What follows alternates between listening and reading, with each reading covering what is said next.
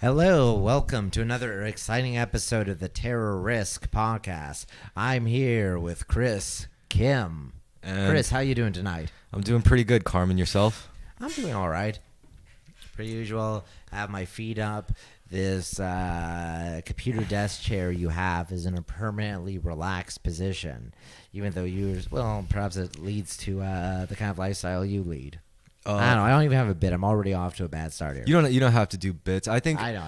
I think funny stuff just happens Naturally, yes. Like pregnancy. But as long as it's at the expense of minorities and oppressed peoples. Agreed. As long as we are doing our part to silence trans women of color, I'm happy. Punching down, as they call it. I punch down, but I also believe in amplifying AP voices, which is why I'm going to repeat anything you say, only louder. Oh, no. Oh, no. Okay, I was just amplifying an AP voice.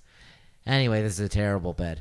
So, tonight we're here to discuss the subject matter of stuck culture. It's episode 82, by the way, guys. Oh, fuck. 82. Yeah, episode 82. Also, it's currently December 1st, 2023. I just started adding the date of recording. Oh, nice. Keeps people in the loop to know how topical the material is or not. Yeah. Before we get into the topic, I just want to. I wanted your take on something. I already spoiled it, but go ahead. No, it's all good. That's the topic for today is stuck culture. But I just wanted to ask you on a personal level, like, what do you think I should do with the 30 days of like daily video logs of semen retention? I guess you could have a I'll just make Nut November semen retention vlog, depending on how much people want to listen to you talk about not coming. No, the videos are already recorded. I didn't record any after day 30. I was like, it was just gonna be for 30 days. I think I'll just make like a compilation. A compilation is a good idea. You should do a super cut of all the, man, I really want to jerk off right now, but I gotta do No Nut November. And just list all of your experiences of not ejaculating, if you think anyone is interested in this content. Well, that's what so it's like they're all 1 minute and a half long videos for there's 30 of them. Just for each like day. how long it'll last whenever you ejaculate. Yeah. and they all talk. All they are is like stating how I feel physically, how I feel emotionally, and how I feel like mentally. And that's really the whole purpose of all of them. Yeah. But yeah, maybe I'll just do a compilation. I think you should edit it down, frankly, because I don't know how long you said it was only a minute or two. Mm-hmm. Yeah. I guess you could put them all together. Yeah, I think so. Maybe like go through them, see if any of them really stand out, and we skip a few. I'm assuming it's relatively repetitive. No offense. Yeah, maybe I'll just do one every 5 days or something. Like this is day 1, this is day 5, this is day 10. That sounds like a good idea because I'm not sure how much more people are going to get, like in a day-by-day, play-by-play. I feel like those larger gaps are going to have more interesting material. For sure. Oh, shit, I lit my joint backwards, I think. Nice. Once again, off to a good start. Yeah, it's all good. I could always roll another one. Yeah. On to the topic at hand. It's going to be stuck culture. I'm still a little shaky on the actual definition of stuck culture. How would you define it? Stuck culture, which is, to my knowledge, and I think others have commented on this, I am referencing internet poster and famous Greek plagiarist Paul Scalise. Why is he really a Yeah, he does. He's like a Twitter poster and a blogger, but he's a good compiler of different things. A curator of sorts. Yeah, he's a good curator, and as long as you don't buy into his ego he was on the New York Times and all that. If you don't buy into his presentation of being a really original, authentic thinker, he actually has decent commentary on all the things he says. It's just a reoccurring thing with him. I don't know if anyone he lifted this from. So what's his commentary on stuck culture? It's a framing that every decade of the 20th century, you can immediately recognize it pretty much, with some exceptions. Like 1971 looks a lot more like your conception of the 60s than 1972 or 3. Same with like 61 looks a lot more like the 50s than you might think. But basically every decade you see something from like 65, 75, 85. You, as someone who never lived through it, can immediately recognize it. There's the fashion is distinct, the color palettes, the technology, the music, the movies. Like if you see any movie actually made in the 90s, they all drive 80s cars, like, Oldsmobiles and shit. Yeah. But it's also a class thing, right? Right, yeah. right. that culture or cultural output, particularly pop culture, feels very distinct. And then starting in the 90s and definitely the aughts onward, everything blends together. Except for smartphones, 2005 looks a lot like 2015, looks a lot like 2013. In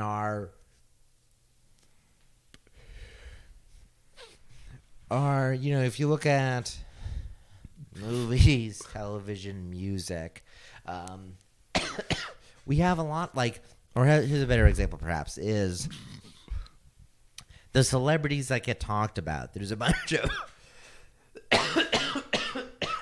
you have a handful of Disney or former Disney starlets, excuse me, and actors. Or it's like you have it's since but you still have stories being published about a bunch of 90s figures. I'll still see something about J-Lo, about Ben Affleck. You'll see modern adult reboots of iCarly, but for adults and shit. That's a good example too. Yeah. There's a endless rehashing and continuation of older figures, and the question is, or the subject of stuck culture is that we roughly reach some point in the aughts, and now everything just feels like the same. We're well into the 2020s, and politics shifts. There's a different vibe shift and tenor shift, but things feel very similar in a lot of ways. Once again, it's a vague concept, but not really not the vague. You can drop someone from today to 10 years ago, or frankly 20 years ago, and they're not going to be that out of place, whereas dropping someone from today 30 years ago, or frankly someone from the 90s, dropping them 10 years ago into the past, they'd immediately stick out. Does that clarify on what is stuck culture? It's that predominantly our pop culture is stuck somewhere between the 90s and aughts. Okay, yeah. So and in fact, another factor you can see even beyond that with political disputes, frankly, things are crazier and more zany. The one way things have innovated is that Jerry Springer is now our constant state of affairs in news stories and political controversies, but a lot of things going on now are very similar to things that were going on in the 90s.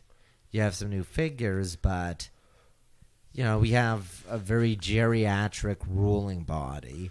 Almost everyone that's a prominent figure in America was around, unless they're a TikTok star, and how prominent are they truly? Everyone of universal significance, of monocultural significance, kind of caps out in the 90s or aughts. Okay. So, all right. So let me just clarify. Please. We're talking about stuck culture, the culture, and how cultural innovations just seem extremely few and far between. Yeah. So, all right. When you put this topic before me, I would try to do research on the term stuck culture. So, I only got so many relevant results. So I thought, let's break down the term stuck culture. First, let's define culture. What is culture? And then that's where I started my research. And, from what I've gathered, or the consensus, the intellectual consensus of defining culture is a collection. Well, let's first clarify, define movies and music as cultural artifacts. These are artifacts that reflect a given culture of the given time. Yeah. So when I tried to break down what culture actually was, I found that the consensus was that culture is generally a collection of behaviors. Because thoughts, emotions, biases, prejudices, they all manifest into behavior, specific patterns of behavior. And those specific patterns of behavior eventually, in a given population, becomes a way of living. And that way of living becomes eventually identified as a culture. So one of the things that interested me, in discovering what, defining what culture was how cultures are made. How do cultures form, right? Yeah. And some cultures can be created by design, I think, and some cultures just could happen organically. But the idea is that culture is a byproduct, or it's downstream from structure, like reality, the structure of a given like a paradigm, or a structure of like how things function, how things work, how reality works, right? Yeah, For like example, in Marx's terms, it'd be everything's downstream of like the economics or pretty the much means of production. Yeah, that like feudal, say, well, Europe or Asia, let's stick to, the nature of how law, power was organized, the importance of religion. A lot of it's coming down to look. I could give you a very simple simple example. All right, let's look at workplace culture, right? Mm-hmm. And you know how there's like a lot of companies try to launch initiatives of changing their workplace culture, and a lot of them, most of the time, 9 times out of 10, they fucking fail. And the reason, and it's actually like it's understood that the reason is because they're putting the cart before the horse when it comes to changing culture. Now, it's under the assumption that first you claim a culture, you establish a culture, you list the values. It's like, this is our culture, these are the values of our culture, and we will now change our behavior to reflect that culture. That's not how it works. It's a very top-down way of trying to enforce it. Exactly. The way it really works is actually it's the other way around. It's patterns of behavior. It's structure that determines the patterns of behavior, and it's that patterns of behavior that ends up becoming the culture. So if you want to change or create a culture, like say a workplace culture, you can't just do it by like trying to, like you said, the top-down method. What you have to do is you have to instill a certain structure that guides the group of people's behavior, and that behavior turns into what the culture you want. If the behaviors align with that value. So it's not really about establishing a culture and telling people to abide by just for the sake of the culture. It doesn't fucking work that way.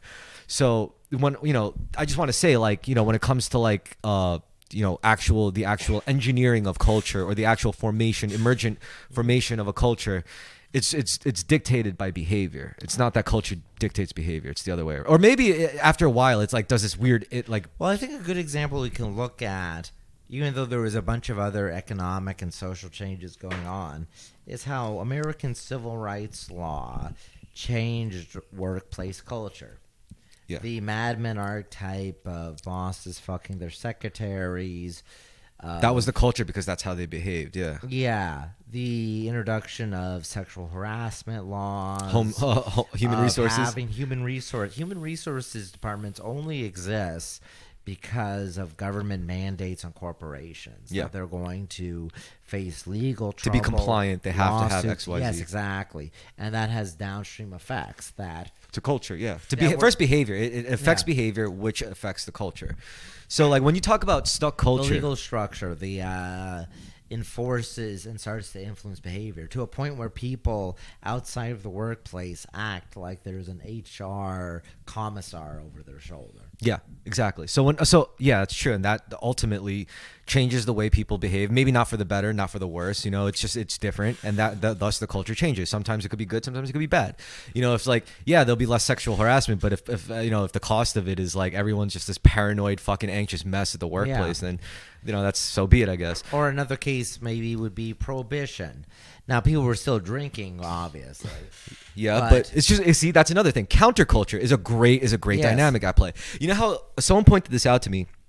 I like made a status talking about how the nature of culture, like once I fully digested, and understood where culture comes from and how it's formed, I laid it out, and someone commented. They were like, I remember you made an older post. It was like half a joke, where it was kind of a joke where I say punk rock was created by the FBI as a genetic shredder to filter out people who wouldn't be able to function in hypercapitalism by weeding out people who were rebellious inclinations, or they were ugly, or they were whatever, mentally ill, outcasts of society, and it filters them out, shuffles them into highly self-destructive lifestyles so that they end up incarcerated or dead. So, but then they pointed that out, and it's like, I was like, yeah, I say that mostly as a joke, but they were like, yeah, but it kind of aligns with what you're saying here about culture, and he was right. That's counterculture is just as much of an element of culture as culture itself, Yeah, in response to it, in the prohibition example, you have the whole underground drinking scene that emerges, which is an example of counterculture, yeah. Right, yeah, of things that went on with it, with music, with things like organized crime, growing in prominence. If anything, I think we're already cutting to the source of the problem here, because if counterculture is something that has to exist because of culture, I mean, if culture exists, what that really means is counterculture is the reason why that we have things like cultural change in the first place. Ergo, if there's no counterculture, if there's no strong sense of counterculture, then there's no change in culture. Because all right, if we just determined that behavior determines culture, that means a radical shift in culture is a signal for what actually occurred, which is a radical shift in human behavior. Now, if there's no radical shifts in cultures, that means our behavior has just not changed for a very long time, which ultimately means we're past due. It's about that time. Yeah. I mean, I don't know. I mean, I have no idea how long things can maintain the equilibrium they have. They can't. We were just talking. You spent the last idea. I know. Yeah, we are due for a change. I'm uncertain of how that will go about. And I like to say, like, I mean, I don't think I'm supposed to be I consider myself an example of countercultural change but I definitely do feel like I'm going against some kind of grain. Yeah. I do. And it's fucked up because all I'm doing really is just saying I'm going to align mind, body, and soul. I'm not going to complain. I'm going to stay away from bad habits, and I'm going to disagree with people who make weakness a virtue. Yeah. And just doing that automatically makes me feel like I'm doing something bad. It makes me feel, but then I think about it intellectually. I'm like, that's fucked up. I'm not doing anything bad. I'm not doing anything wrong. So what if I'm being less compassionate to people who want to feel sorry for themselves all day as an excuse to not have to improve themselves? So what if I'm less tolerant of that? Is that really a net negative in existence? I don't fucking think so. No, in fact, it's probably a return in some ways. Exactly. It's a cycle. Behavior. It's a cycle. Really. Now, I don't know. There's a variety of things. Excuse me. I was thinking when I first suggested it, I was just thinking about fashion, movies, music. But then that's what I thought too. To all these other things too. We can cut. I would like to cover both, but that's why I appreciated this topic, because when you first said stuck culture to me, I thought about it the same way on the surface. But then as soon as I just defined, looked up what understood and learned what culture was and how it emerges, I'm like, holy shit, because then you also start to wonder.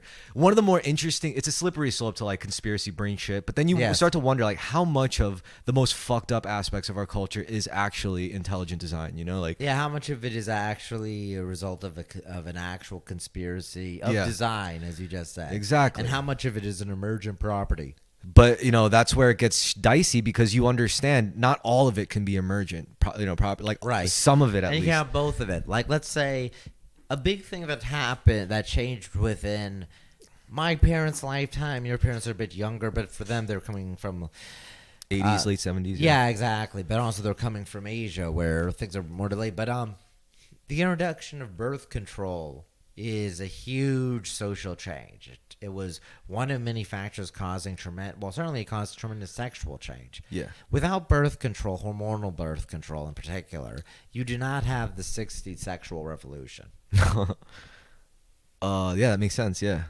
This is a case of a technology causing a change in the culture, because now, promiscuous sex could be more widely allowed. You could also argue that, a lot of damage can happen from recklessly exploring your own sexuality, and you could get hurt, people could get hurt. That's just, the nature of the beast, I guess. Yeah. Which is a whole thing in itself, of thinking that you could come up with fail safes to prevent that from ever happening. It's no, sexual exploration is inherently a violent process, unfortunately. It is. I mean, a lot of sexual conservatism, those torn away and considered to be just backwards or repressive, really was in many ways, it was mitigating the risks of pregnancy, but it was also mitigating romantic risk. True. That's true. A relentless womanizer, a lot of times in the in the 18th, 19th century, you have plenty of accounts of, mostly among aristocracy, of relentless womanizers who the social norms ended up with them. Biological norms, often they end up with an STD and die of that. Another social norm is that they could die in dueling. Yeah. It was harder to be a fuckboy in the 18th century. Because guys could actually say, you know what, I'm going to kill you legally. Yeah. Yeah. That sounds cool though, honestly. It does. It does. Because I know I don't think I'd be the best, but I think I'd hold my own, Well, you're a swordsman. I think you'd hold your own in a duel. But I think I would have been fucking killed in a duel because of some sexual behavior. But the ironic part is, aside from very few, what's the word? Cads, rakes, exceptions. Exceptions. Besides very few exceptions, most guys who really knew their shit about fighting knew as a result, as a byproduct of that, how to and why to avoid fights. Yes. That's the irony of it. Because the truth is, no matter what, like the movies and like I said, there are very few exceptions, but like generally speaking, most trained people who actually like on some level experience like visceral combat, whether it's like, you know, non-lethal, whether it's whatever, any test of strength where it's like you get physically overpowered, you get hurt, you know, like if you've been through that, you know precisely, like you start to get a real quick understanding of why, okay, this is why we avoid fights. Yeah. You know, but it's the people who don't experience that are the ones who like are constantly advocating for that situation. They're like, yeah, I want to fight about it. It's like, do you really? Like, do you really want to fight about it? Like, if you look at like all one of the reasons why European swordsmanship died out is because, you know, if you look at like Japanese manuscripts of like all the samurai, they're like all about like, you must go headfirst into battle, even if it means your own death, because that'll always be a good death no matter what. Like the truth is,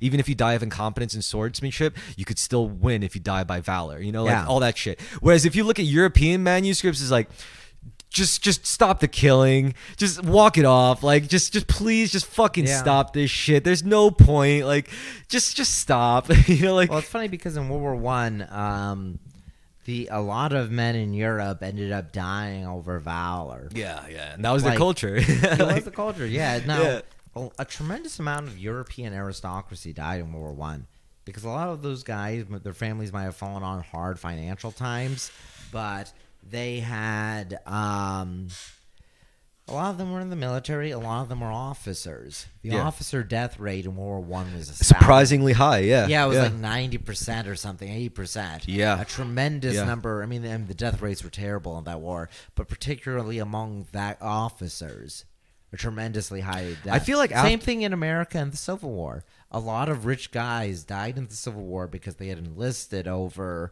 Victorian machismo, and they were charging into gunfire. For sure. I feel like a lot of the segregation between officers in World War II was like really expanded, you know, by World War II. Yeah, I could see it.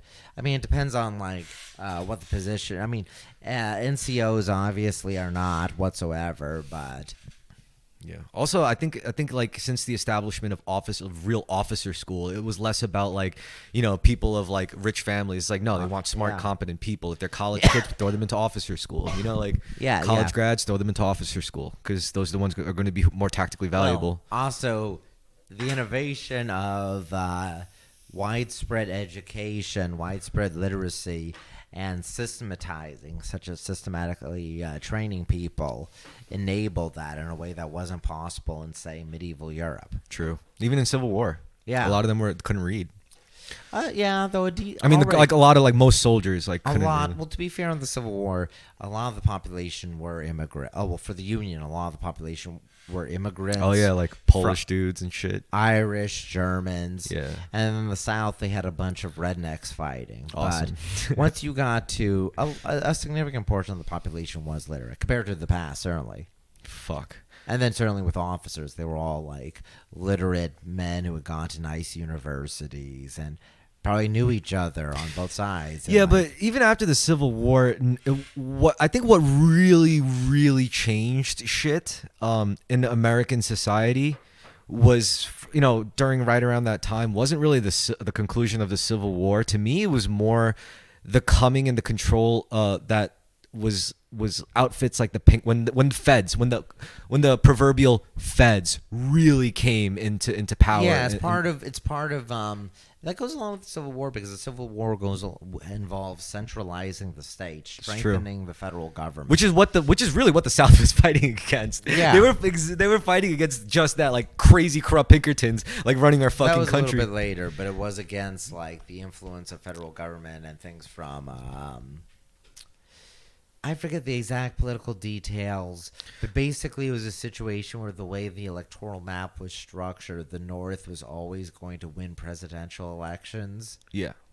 And slavery is a big part of this, and it is something that was being debated about. If you could theoretically wave a wand to remove that issue, the way that the government was structured, elections were structured, would still cause problems. But yeah, it is in part...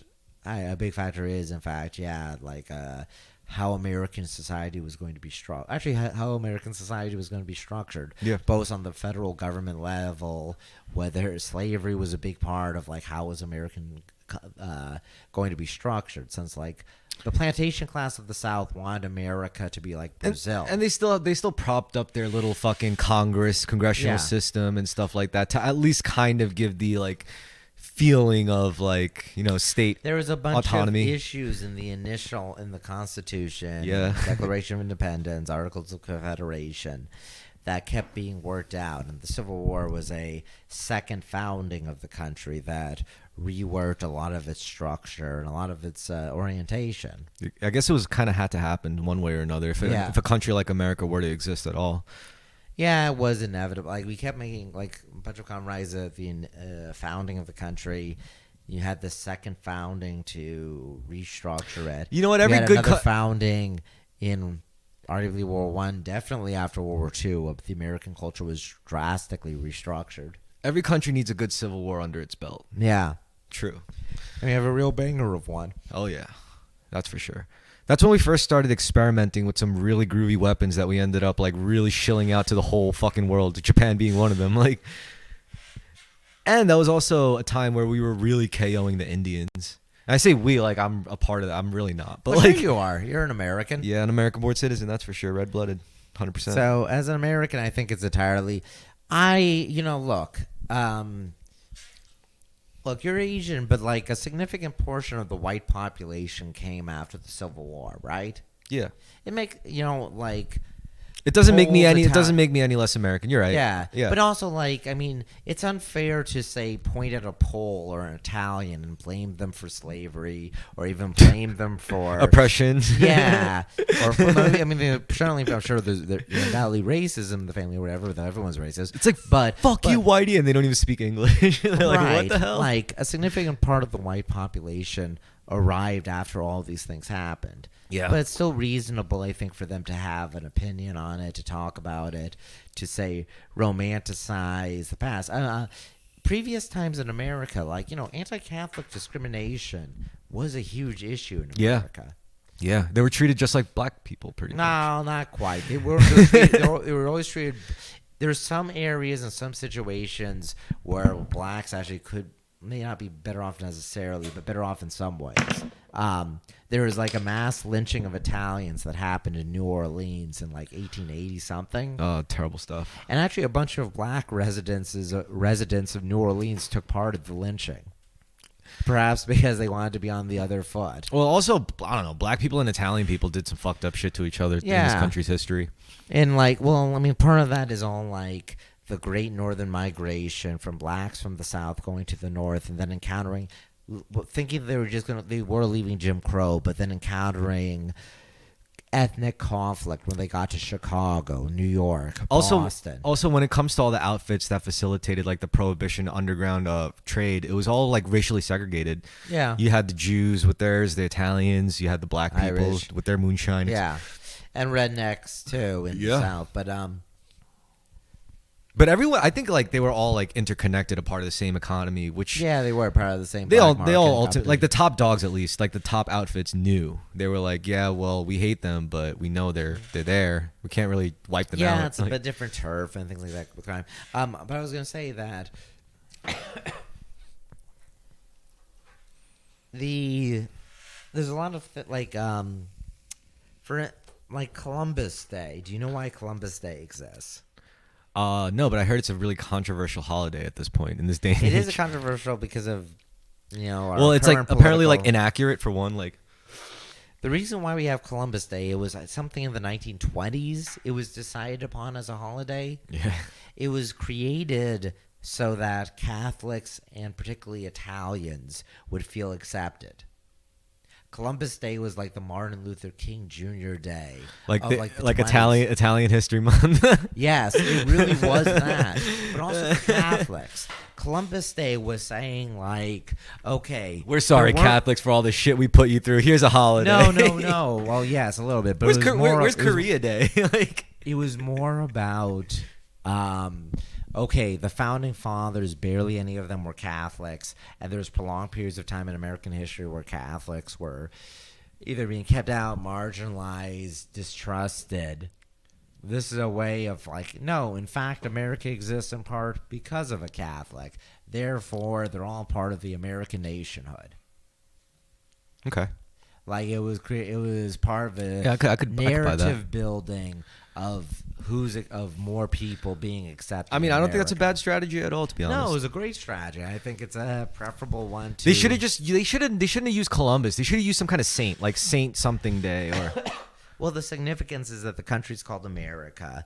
Columbus discovered America, and at the time they couldn't predict that there'd be whining about Native American genocide. It was just such a distant idea. Yeah, they were like, whatever. You know, that I happened. mean, they liked Native Americans at that point. By that point, all the conflict had been resolved, and like, also it went alongside early 20th century. After we no longer have the frontier, we no longer have a genocidal race war against the Native Americans. Yeah, discriminated against, but things are pretty much settled.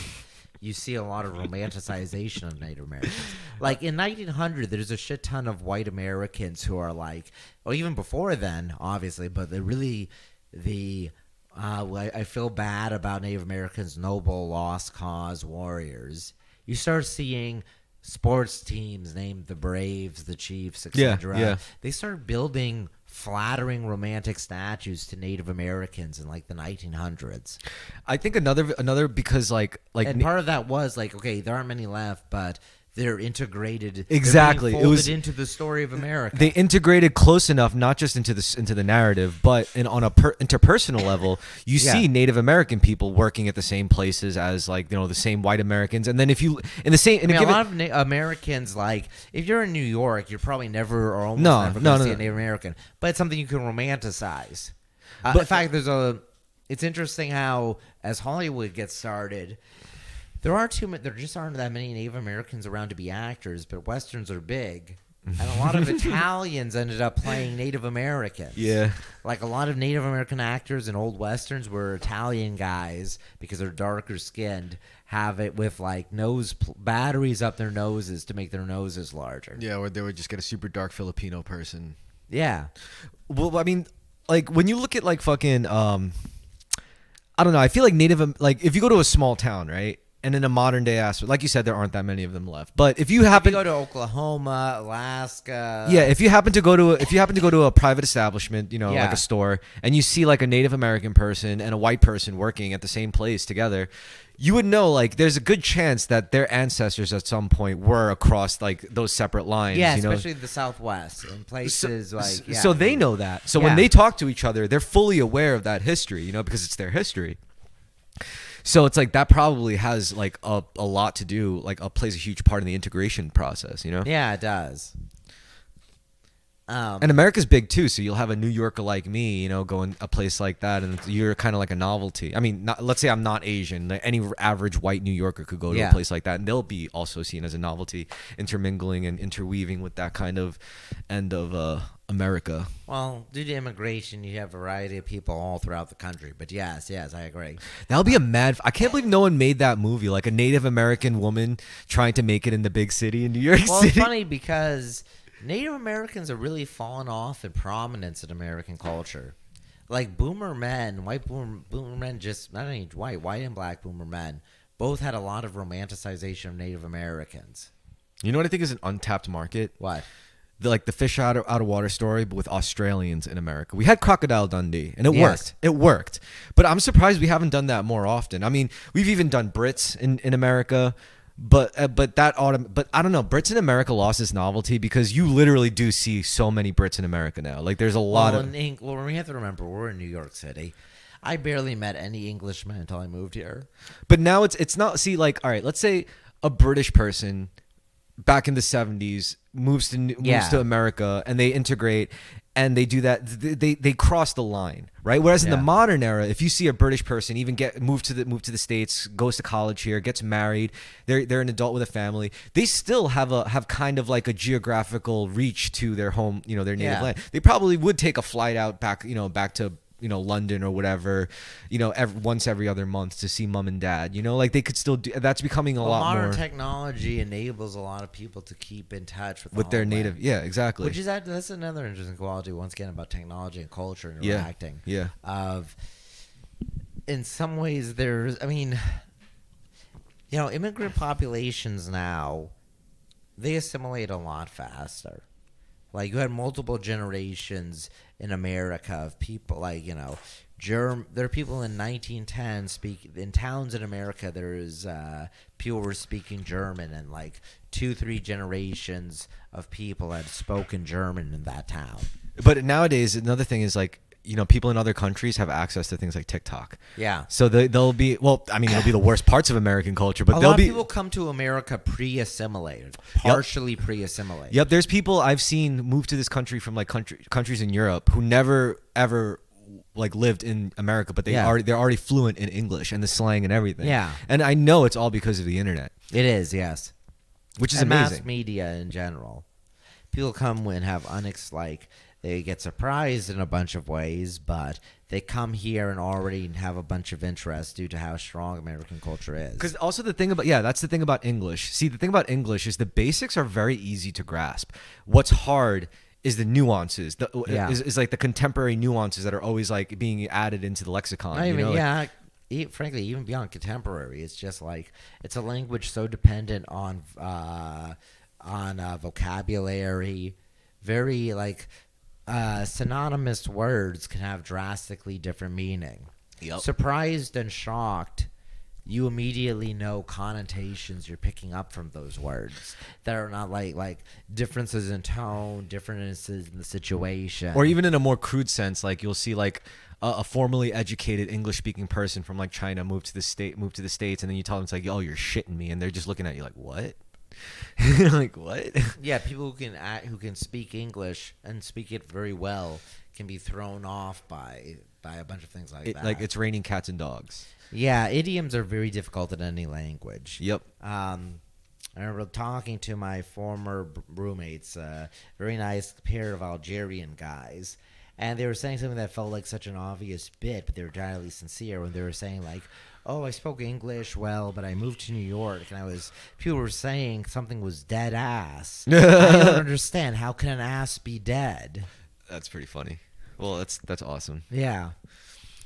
Yeah, how can an ass be dead? That's a good question. Or you see things like, Mexicans who are born here, second generation, their parents are illegal immigrants, what have you, and they barely speak Spanish.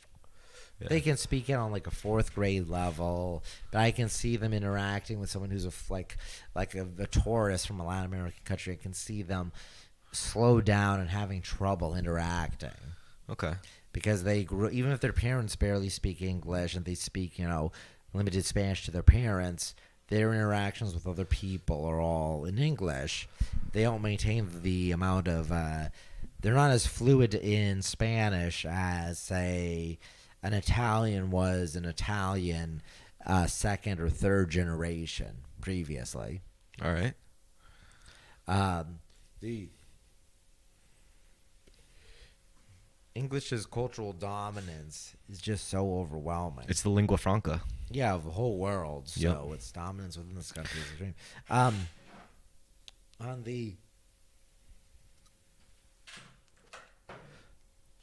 Let's see. I mean, all right, so so patterns of behavior. I mean, language obviously is a huge one because it affects our communication. And another thing is language isn't just powerful for the way we communicate with other people; it's also the way we communicate with ourselves. How you think? Exactly. That's people underestimate. Like it's really hard to grasp this if you're solely an English speaker. But once you're bilingual, you understand that different languages are entirely different modes of thinking. At some point, I've heard this. Yes.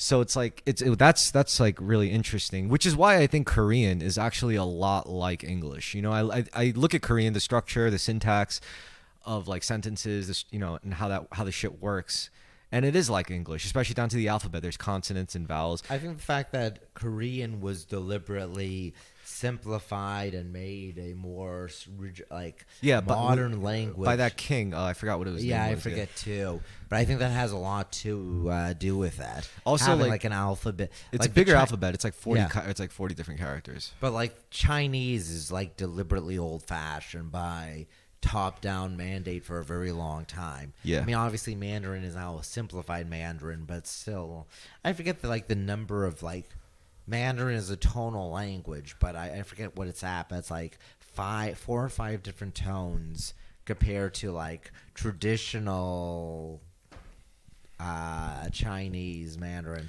where it's like 9 tones. So, and you know what's a lot like English and Korean? What? German. So, and also which is interesting, comparing like Korean and German culture is a very interesting like comparison. So if you compare Koreans to German, aside from like, the geopolitical shit, Yeah. they're very similar culturally as a people. Well, You I've heard that Nick Mullen line, Koreans are every single ethnicity like a of multi-tool. Asia. Yeah. It works, but they really are like because the thing is, I always thought the same thing. It's like, yeah, you could say like Koreans are like whatever. It's always going to be true. Like Koreans are like the blank of the world or of East Asia. But I never. But it was interesting how I never considered the possibility that Korea is like the Germany of East Asia. All right, so. Think about like how the Germans are and how the Koreans are. They're not quite aesthetically perfectionist like the Japanese, but they are they're autistic perfectionists. Yes. Technical perfectionists. Yeah. Yes. So Koreans are. You know what it is? It's perfectionism stripped of beauty. That's what the Germans do. They do perfectionism, and in itself, do that brutality, do that brutal efficiency. There's beauty. Don't get me wrong. There's still beauty if you strip it from the frills, the fluffy beauty, which the Japanese do great. They're the best at that fluffy kind of like frivolous beauty, the aesthetics. Yeah. But when you strip away that and are just focused on pure efficiency, there is also a beautiful outcome in that, in my opinion. Yes. Which is why if you look at like peak Korean, culture compared to peak Japanese culture, they're valued for very, very different reasons, right? Yes. Germans are sometimes called squareheads as an ethnic slur. Exactly. And Koreans don't have square heads, but they have very strong like moon faces. Phrenology. That's where you break out your Yes. phrenology. Your freak interest in phrenology. I'm saying they're brachycephalic. Yeah. Dog-headed like. Kinda, They're not yeah. quite, more oval shape, which is why Football-headed. why K-pop stars shave down their jaws. Interesting. But what I'm thinking though is I'm just trying to make other comparisons with the Germans. but with the language basis. Like if the language of American is similar? American is very much so like English. American is very much so American English is very much so like partially Germanic in form, right? English in general is Germanic because it's Germanic language. So that's why a lot of German words sound like almost English. I think sentence structure is similar in a bunch of ways. Dutch, which is also Germanic language, is very similar to English. Yeah. Well, I heard Dutch is very fucking hard actually. But German I heard is actually relatively simple. Yeah. And both of these more so than like Romance languages, except maybe Spanish. So I think there's an efficiency that comes with that style of speaking. I think it's because like the way like Germanic languages or that similar flow of structure works. I think that just it creates a mode of thinking that focuses on not just efficiency but also leaves room for stuff like idioms and like modes of different inflections and different. It's still a stable language for creativity. I can't imagine you could do much with a language like fucking Egyptian. Like what do they speak? Copt? Is that what they speak Well, now? Arabic is the primary language. Yeah. Well, Arabic, for example. You can't imagine Arabic really changing with like new slurs. Do you think they have a lot of slurs and shit? I'm sure they do. I know they have some slurs. The question is like, just look at their a lot music. of languages, yeah. The question is, look at their music. Like, is there language? There's religious reasons for one. There you go. Yeah, for that's another why restriction. The Yeah, music is the way it is. So also like, if you could look at a language and see if it has capacity for something like hip hop, like you'll have German hip hop, you have Russian hip hop, you have French hip hop, you have a lot of it's Japanese hip hop. Yeah. A Korean hip hop. So it's like I don't know, a lot of I don't know. But do you ever hear Arabic hip hop? I'm sure it exists. Well, here's the one big factor. Algerians, Arabs and Berbers in France definitely have hip hop. It's all in French. Yeah. Which is I really do not care for. You don't like French? I know French is a nice language, but French hip hop is everything I've heard. I don't speak the language. I can't care. I don't care for it. Okay. It's not like Japanese hip hop where I'm like, yeah, I can still Bop to appreciate this it. is still Yeah. a bop to me. I just find it like atrocious, frankly. Yeah, so music definitely it's an aspect of culture, Yeah. which is because music boils down to what patterns of behavior. That's what Yeah. determines culture And is this actually patterns of brings us behavior. back around to stuck culture. When was the last time we had a new genre of music come out? Dubstep. Cool. So what? 2010. No, dubstep is a little older, isn't it? Like I'd say like. You have a better idea than me. It seems also very derivative of like a. Well, it's 90s. all electronic dance music is derivative. Yeah, it's very. I mean, music is in general, but electronic dance music Is in very particular. focused on that tree. It feels very similar to things you see in the 90s and 80s. It's also because of its efficiency and mode of production. It's like it fractures so fast into different subgenres. That makes sense too. Yes, but they also all, even if a whole bunch of new EDM subgenres come out, to me as a layman, they feel very similar to earlier EDM in a way that rock feels very distinct from from country and blues. You know what's funny? All right, now that we kind of get into like music and production, especially how it's Yes. produced nowadays, I think we're finally understanding that there's a limit to all the crazy sounds that you could only like mutilate the signal that comes out of a synth. Like you can only oscillate it in so many different ways. You can only stack so many. You can only do so many combinations. Even. Yeah. Trust me, it's still a lot compared to having like a guitar, a drum set, and a bassist and a vocalist, and that being your default mode of popular music. Compared to that, yes, electronic music is way more infinite a possibility. But I think we're finally starting to realize that even that has its limits. It has its like eventually that also can get stale. Maybe it's not even that we use every single sound that we can. Considering you can make it sound like anything. But the fact is, it's like even having infinite possibility can lose its luster. Right. Yeah. So what they resorted to, what I've noticed is like resorting less on like intricate or clever or innovative sound design and more on novel sampling, novel recording. Yes. Novel sound, like real sincere bits of like life sounds, like sounds you would hear in actual life, like of nature or cityscape sounds and shit like Yeah. that. Like. Yeah, I'd like to see your track that's entirely bird calls and city noises. Exactly. See, this is what I'm starting to. This is what I like. It's like, it's really interesting how that's developing because it's, there's like an interplay between like innovation and the broader people's tastes and preferences and shit that's like comes into play. But I like how like modern technology is influencing. It doesn't feel stuck to me, compared to Yes. like the other aspects of stock culture. But maybe, from a different perspective, it all just seems like the same shit, which is fair. Like I don't completely discount that.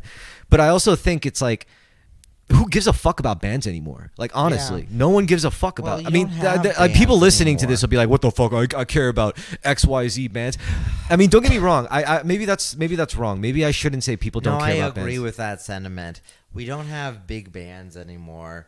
It's like mo- there's a few solo pop acts that have highly produced multiple songwriters. Half of them are like Swedish, but you don't have Beatles, Rolling Stones. You don't have things like that. It's I mean, you'll your have female like rap pop minor league stars. acts. You'll have minor league acts that do Yeah. pretty well. They're bands and they're like they're okay, but they don't have national recognition the way that the monoculture that existed before the internet. So let me ask Go you ahead. this: the fact that those acts aren't as big as what you said, the overproduced solo acts, do you think that's purely chance or coincidence, or do you think that's intelligent design?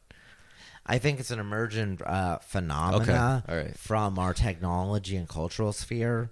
Because they're just more efficient, really, at the end of the day, to market, to produce, I think that you can find your little niche community online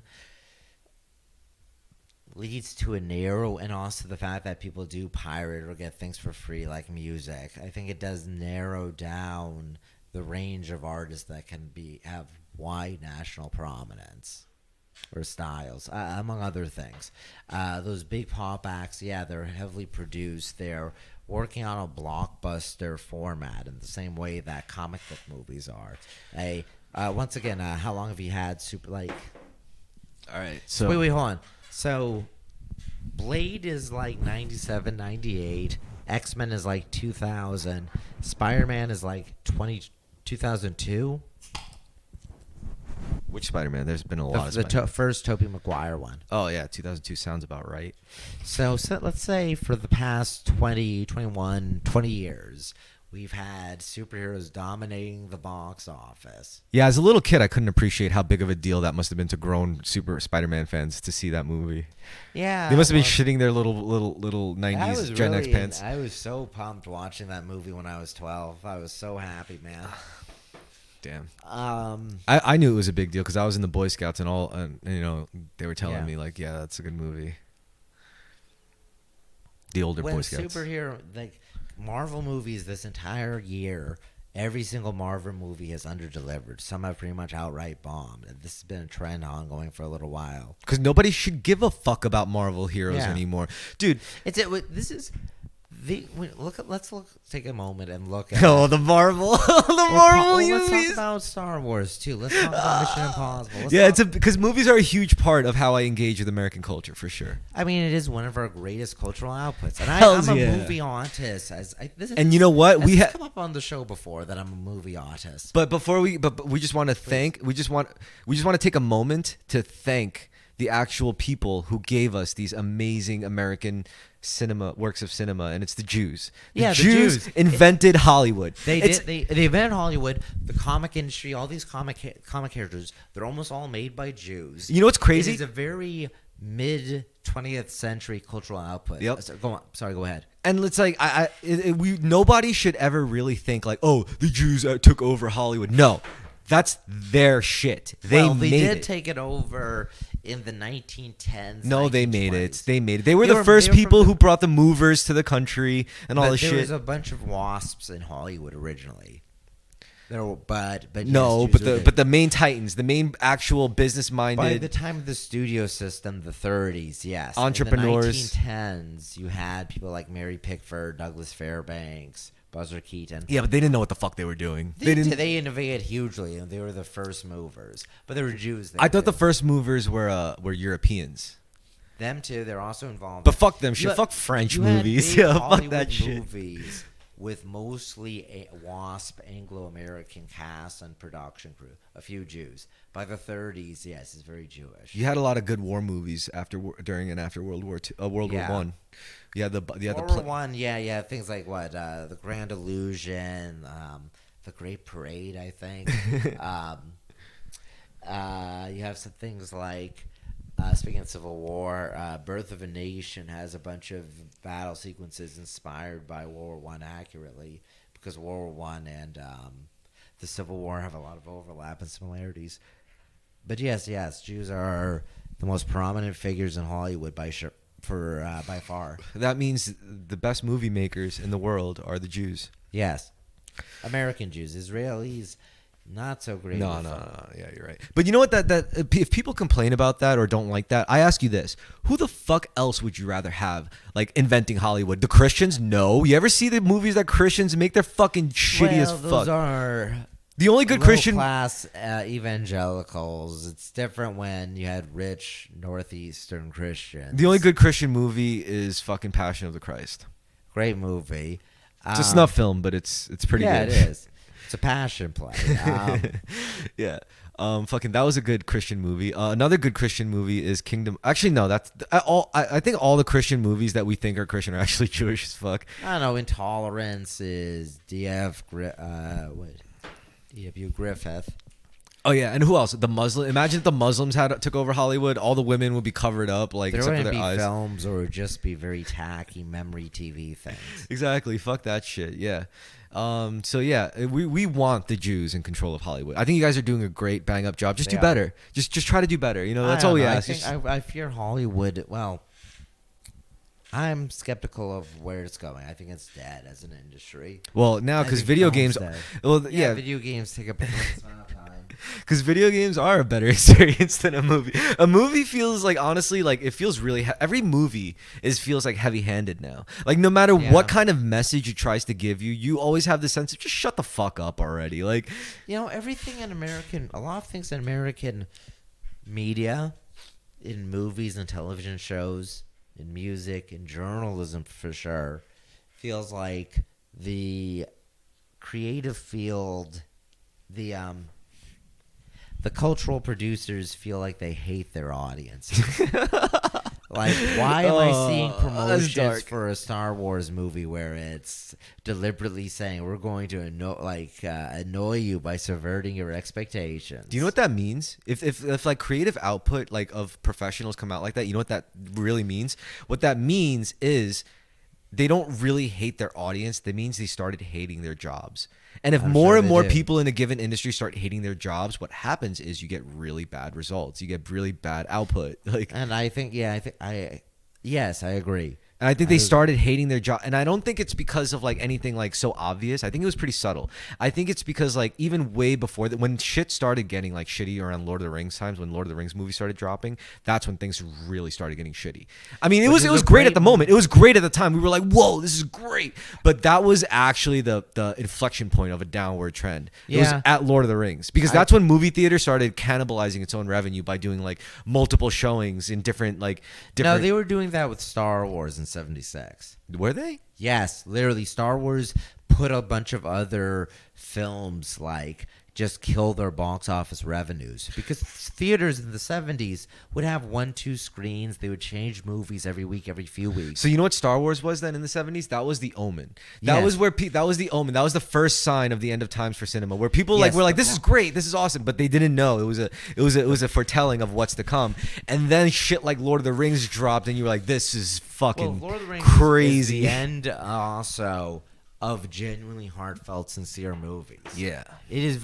Lord of the Rings, in a lot of ways, was connected to older epics. Yeah, it feels like those Studio 50s biblical epics or historical epics. It was amazing. It was incredible. Yeah. It was incredible to see as a little kid to go see a Lord of the Rings movie. It was so understated how incredible of an experience it would be. But you're always, as a little kid, you were like, that was actually a magical experience. Like that was a fucking incredible. That's something that like you'll talk about every now and then, but you'll never ever forget it. Ever. Have you ever seen or heard of the movie Sorcerer? No. It was a movie that in a lot of places ran for only 1 week. Oh, shit. It came out at the same time as Lord of the Rings. Star Wars. The original Star Wars. So all these theaters that would have otherwise showed Sorcerer just took it off the screen after a week because everyone wanted to watch Star Wars. You know how many movies, great movies, got like completely sandbagged because of the release of something. There was a movie called Equilibrium. Yes, I think. Yeah. And that got sandbagged by The Matrix because they both had this like element similar. Yes. Yeah. A lot of movies were sandbagged solely by Star Wars, even movies in totally different genres. Yeah. I recommend Sorcerer, by the way. It's about very intense film shot in like Latin America. The director of The Exorcist, William Friedkin, directed it. All right. Okay. No, what were you saying? It's a very engaging, entertaining, very emotionally taunt film. Very adult in a lot of ways. Still thrilling because they have real dangerous sets and stunts they were doing. Completely blown away by the release of the first modern blockbuster. Okay, I saw. So I just want to finally fucking get to this because I've been like really holding it in. But I just want to say, fucking Marvel movies should have fucking ended after Endgame. It was a perfect time to just end. It was. I agree. You could have just never made another Marvel movie for 10 years, and guess what? You could have done a fucking reboot. Perfect. Boom. Yeah. Everyone would have loved it. I would have loved it. They could have done, but no, they had to beat that dead horse. But I also want to say, I remember I saw the first like MCU initiative movie in theaters, which was, I think it was a Hulk movie, pretty sure. Iron Man and then The Incredible Hulk. Okay, because there was a Hulk movie before The Incredible Hulk, but that didn't really. Right. Not the Ang Lee Hulk from like 2003. The 97, 98. Maybe it was actually. It was 2000 something. It was Bruce. Not. His name is Banner or something. I don't know. The guy from. It wasn't. We just know Eric Bana. Yeah, Eric Bana. We just know it was fucking Ed Norton. I prefer Ed Norton, and I wish it was Ed Norton instead of fucking Mark Ruffalo. Ed Norton would have been the best. He is the perfect Bruce Banner, but they took it away from him. Yeah, especially coming off of Fight Club. Yeah. But yeah, that was but I think like Iron Man and the Hulk was the first. Yeah, I forgot. Maybe it was that. Maybe the Hulk came before. Hulk. See, the Hulk did come before Iron Man. the Hulk came out the Ang Lee Hulk standalone came out in like 2003 or something. Then I think Iron Man, and then the Incredible Hulk with Eric Bana came out before he was replaced with Mark Ruffalo. No, it was Ed Norton. Was it Ed Norton or was Ed Norton? Ed Norton got to be a Hulk. You're right. He was. No, he was the Marvel Hulk. You're right. Yeah, but the Bana movie, but that Ed Bana Norton was the Ang Lee one. But that Ed Norton movie was still a canonical sequel to the Eric Bana movie, or whatever his name was. Bana, yeah, I think so. Yeah, so that was they showed like scenes, or they alluded to scenes from the original standalone movie. So they kind of absorbed it, Right. like because when that Hulk standalone movie, like you said, was made, they didn't have the MCU universe in mind until I think they added in shots or edited in shots of Robert Downey Jr. as Iron Man. Because they were like, why waste it, you know? Yeah. And once Iron Man dropped, that's when I think the Hulk and Iron Man dropped. Like that's when the Which Hulk. is a great movie still. Oh yeah, especially when it first dropped, everyone. It was an actual movie. Everyone shat I shat my pants. I was like, this is because even then, like that's when I just got into comic books, and I was like, I knew exactly what was coming. Like I could see the entire future, which I guess in hindsight wasn't a good sign. Like if a little dumbass teenager could like figure out what they're about to do. The appeal of selling it. Yeah, you're right. Because everyone knew it would be a fucking spectacle. I've watched a lot of them, and looking back, I know it was interesting when they were coming out. What I know is as a person who understood exactly who experienced the firsthand like source material they were trying to emulate, I was impressed by that because that's what every like fucking Wojak Marvel fan would say. It's they stuck to the source material and they sound annoying as fuck, but they're right. Yeah, they did do it really well until like it gets to a certain point where sociopolitics really came into the picture. Yeah, the feels like hostility towards the audience. It does feel like a betrayal of what originally made it good or great. I mean, I think it fell victim to the same issues comics had in the 90s. Too many spin-offs, multiple universes, having to have past research, etc. Yeah. But up until Endgame, that shit was so fucking tight.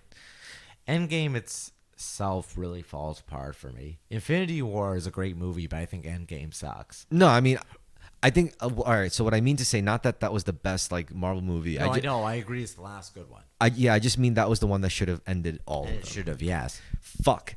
Kill it already, but we can't because we're past the point of no return. Now we're just they have a Deadpool 3 coming out, probably going to be PG-13, and they're going to whisk in the Fox X-Men movies.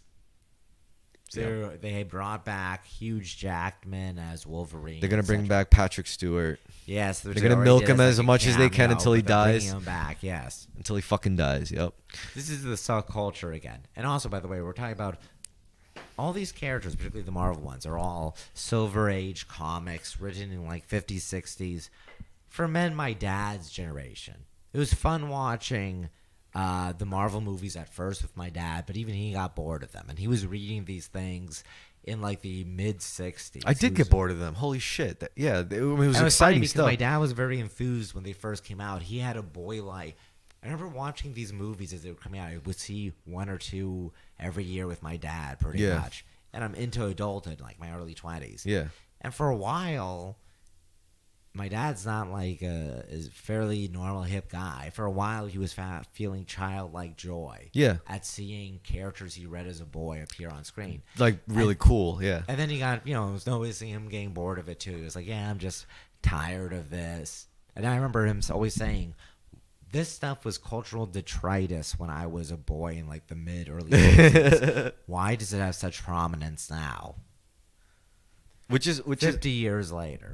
I mean, what's interesting? First of all, when you got to talk about the comics, like you got to understand, like canonically, like within their comic universe, their reality matrix, it goes through these different eras, these cycles. Yeah. Which is one of the appeals of it, because what they do is they don't just like do a hard reset, like a hard retcon or a reboot. They'll come up with canonical or narrative ways to like reset, like give you a narrative reason of why shit changes. They end up doing a lot of like an apocalyptic, like an apocalyptic event, Infinity Crisis in DC, and it starts like a whole new era. But for some reason, that just doesn't work anymore. It just does. I think it's because people lost the concept of a single bedrock reality. Yeah. Like no one can believe that there was ever a singular reality in the first place. Like they were all just parallel universes, Yeah. And it's very played out, and the ability to is But you got to also understand, like a multiverse is the concept is a lot older. It should be an internet concept. Oh, it's a much older concept. Yes. Yeah, it's much older than like. But the only difference is now, like kids' movies basically are like being like very expanded in a way. Now you have like 10-year-old kids being like exposed to ideas of like quantum physics and like like alternate parallel worlds. Percolating in the pop culture throughout the 20th century, but it's just reaching a broader audience. Let me just as a side note, if comic book movies all fail, they all die off, what do you see replacing them at the box office, if anything?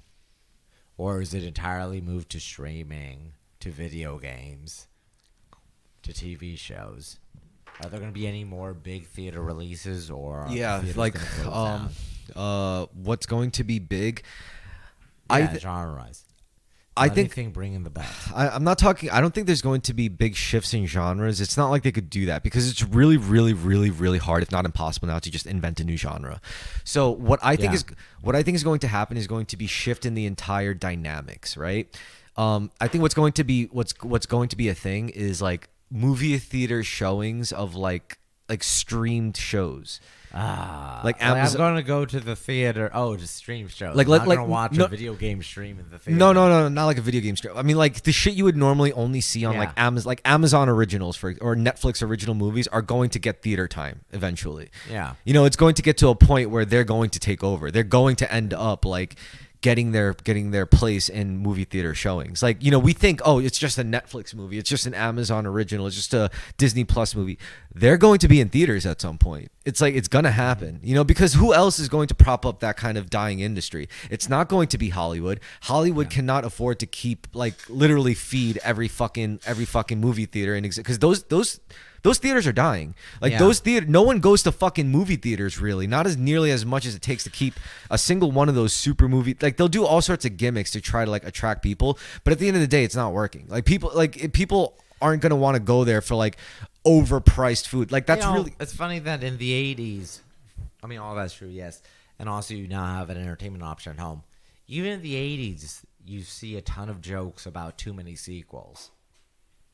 Like, since before I was born, there is jokes about too many sequels. Yeah.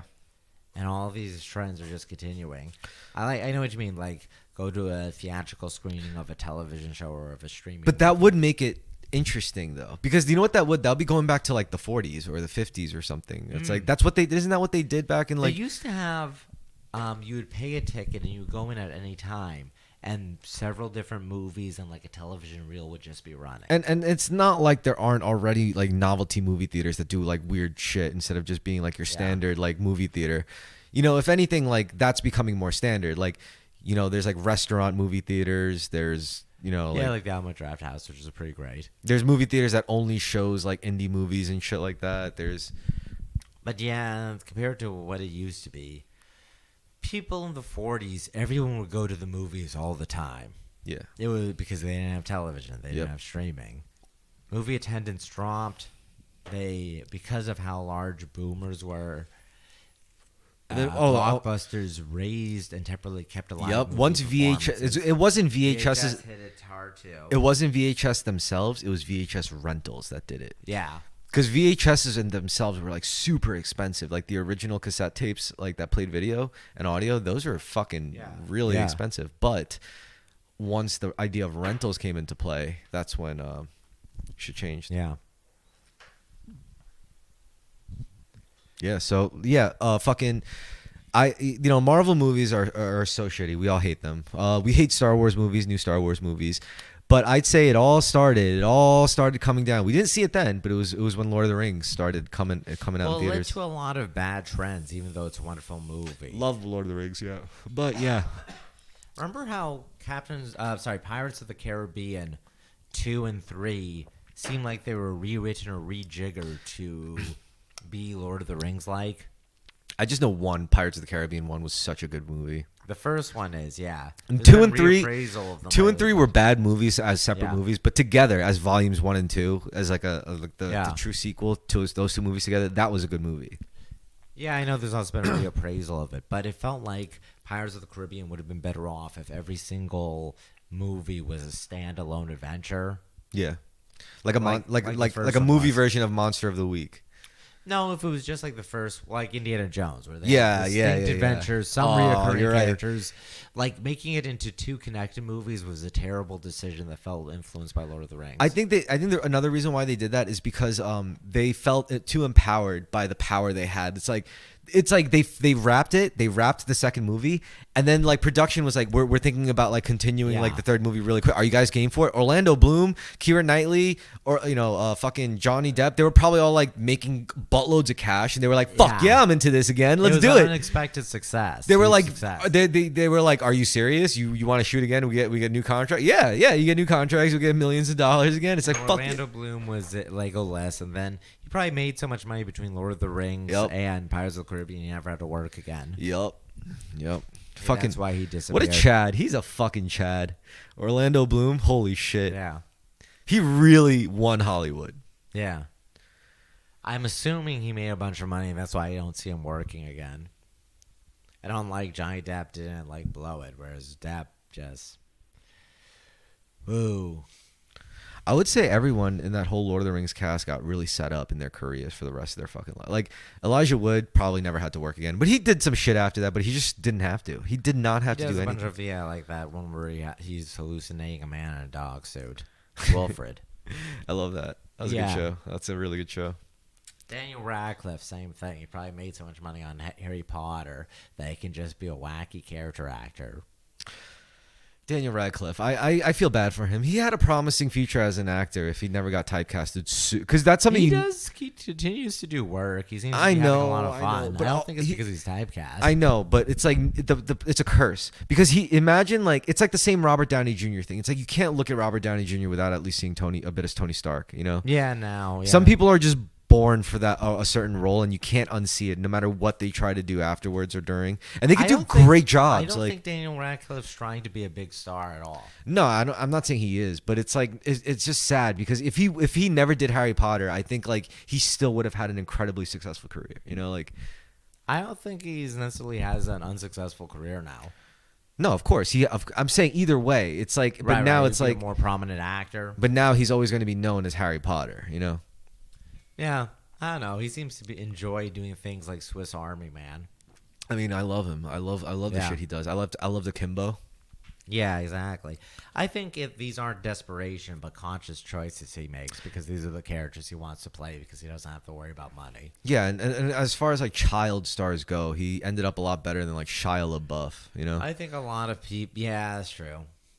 Man, you just seem so lame as a figure. Yeah. But, you know, like now all this shit is like coming to a halt, you know? I think the whole child stardom thing ended with Jaden Smith. Once we all realized how bullshit it was, we were like, Well, fuck a lot it. of like abuse stuff coming out. Aside and from that, issues. it's like people could stomach the idea of Hollywood stars living in amongst us in society. What they could not stomach was it to be like a generational like blessing kind. No, it's well, like they used to have Shirley Temple, those child stars, but yeah. I don't think people really like the idea when it's like blatantly apparent that they're just a kid of like an already existing star. Like no one's gonna be able to take them seriously on a certain level, you know. Used to have it like. It's like what you said about stuck culture. It's like I'm sorry, Yeah. we're stuck with your dad and mom. Like we don't give a fuck about you, kid. Jennifer Jason Leigh is Vivian Leigh from Psycho, the Alfred Hitchcock movie. The one with the Alfred Hitchcock movie Psycho, I think it's Vivian Leigh. Her daughter is Jamie Lee Curtis, and also Tony Curtis's. I think is it Tony Curtis's daughter. And Leigh was the daughter of two, like an actor and a director from like the 20s or 30s. Scheitzer. So we have had, or like Kurt Russell was a child actor, and I think coming from an actor family. Drew Barrymore's family goes back to the 19th century as far What? as yes, She's part of an acting dynasty that goes back to like 19th century. Dude, that's some America. reptilian shit. Like straight up. Why? It's just that like her family used to be theater actors, and then she's a movie actress. No, I'm sorry. I see like a lot of relation. Well, if you believe in the conspiracy stuff, like there's like a lot of connections it could just be a nepotism conspiracy. There's not. It doesn't need to be more ominous than that. Yeah, and that's already ominous enough, I guess. Nepotism is not like kind business. Yes, I mean, I don't mind nepotism to a certain level. Sorry about that. It's okay. Go ahead. No, I said I don't mind nepotism on a certain level. I think it's so normal in human experience. It's nice to cut down on. It's like what you said in that, how I said with the purse and at night. It's like you're like, that's rational. It's a perfectly rational, Yeah. Like, yeah, sure, it might be what it is, but it doesn't mean it's wrong. Like, right. Stuck culture. Right. Returning to the actual subject. No, I'm saying a lot of it's boomers continue to live on. Frankly, Gen X, millennials, and Zoomers, none of them seem to really have grown into their own, particularly millennials. I think millennials are way more powerful than Gen Xers. Yeah, straight up. I think millennials are insanely powerful compared to Yeah, Gen X are a bunch of like sexed up, drugged up, alcoholic retards. Like seriously, except for certain people or certain fields, millennials still really feel lost in the boomer shadow. Yeah, they are lost, but they don't those are the ones that don't understand how much power they really have. Yeah. Millennials the lost and fucked millennials don't truly appreciate like what they have available to them compared to the idiot Gen Xers and the generations before them. We're like the brain bird Zoomers and now Generation Alpha. Yeah, they're fucked too. So we don't understand like how important our role is in the inflection point between like a post-technological society. Yeah. Because we were there before it. We were there before smartphones. We were there people to live in an analog world, and at the same time, the first people to be able to get used to a digital world. In fact, it was our generation that pretty much fucking not birthed it, but like had to like. This is like how a lot adapt of to it. millennials have a base level of technical competence with computers that Zoomers don't have, and we take it for granted too. Yeah. See, like I was like, I assumed all Zoomers like knew how to like pirate shit. I was like, they don't. This is a very standard thing. Millennials know how to pirate. Zoomers do not. I was like, that's fucked up, man. Yeah, they're so used to subscription services, to having a walled internet garden. They just grew up in a contained sphere. Yeah, and it's a shame, really, because Zoomers don't understand the power they have. That's even worse to me. They're more fucked, but they're fucked in a different way. Like they don't understand. So hope maybe they can pull it off. Oh, of course I believe in them, because like I look at like how hopeless I looked in my 20s, and goddamn, if I could get to like, who knows where I'll be when I'm in my 40s? It's definitely not going to be anywhere back. Like, people talk about a midlife crisis, but from like my history with foster care, I feel like I already went through my fucking shitty existential crisis. Yeah, so now you're ready for a midlife crisis. You know what I think? I think I'm like if life is an MMO, I think I'm already at the post game. Like everyone's still. That's a good way of looking at it. Everyone's still, and the post game never ends. That's the thing. It's like just because you finish the main quest, fine, great. Now you reach the end game, and guess what? The end game is just endless. The end game is just it goes on forever. So it's like that's what I feel like I've reached. I just feel like I've reached the end game, which doesn't mean anything, because that just means I've finally reached the stage where it's like meaningless. Like, which is good. I like it. It's free. There's freedom in that, and there's beauty in that.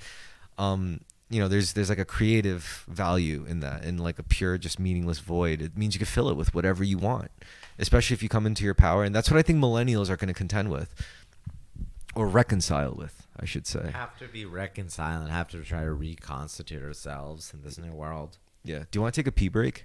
Yeah. All right, I'm going to pee first. You can keep the mic in check. Oh, great. Okay, cool. You're not just going to edit it out. Give a review of a movie. Geez, I don't know. I don't have much time to fill with it. Let's see. Fuck.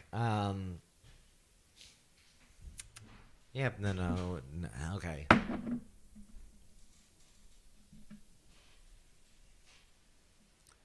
Normally, I could just monologue for a while on my own if he wasn't here, without having a back and forth. But now, when put on it by myself, I just totally flounder at this.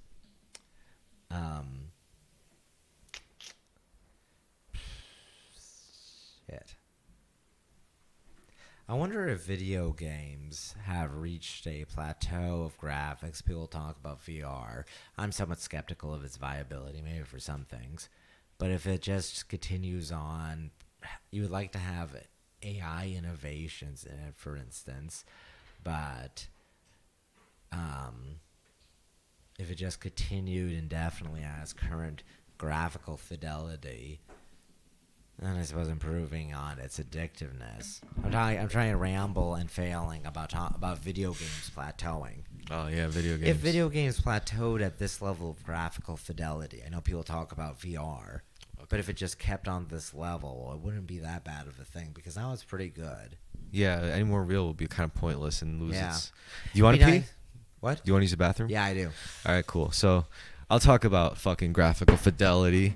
I'll show you. I'll tell you the truth. Whatever Carmen was saying, he only has a cursory understanding of graphic. I'll tell you all about graphical fidelity. Here's the deal with graphical fidelity.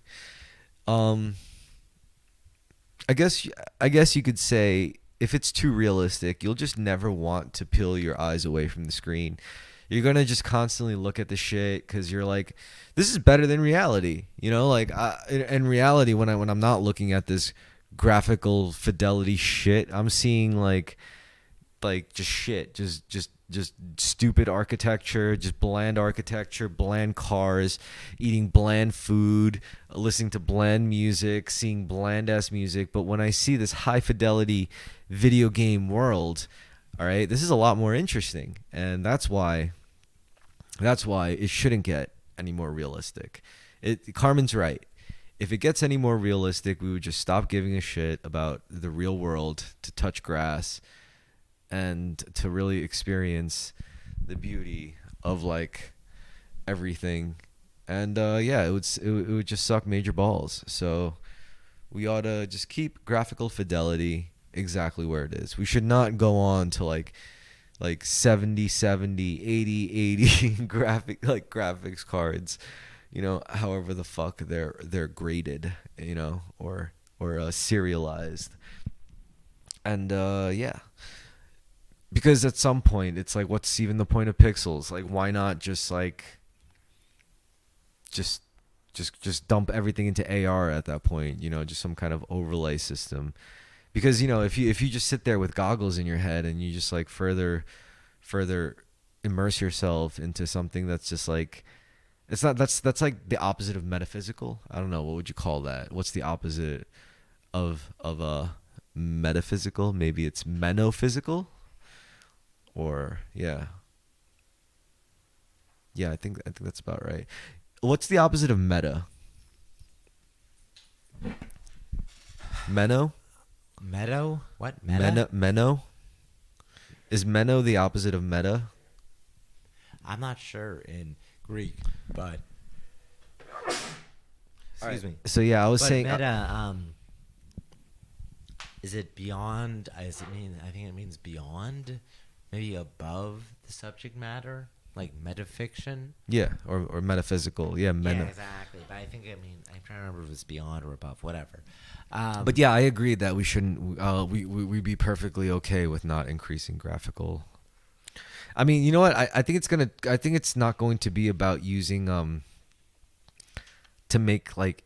It'd be nice to have AI in the games, or allow developments like having automated speech, pronouncing characters' names, etc. You know, it'd be interesting. What? Seeing a movie, right?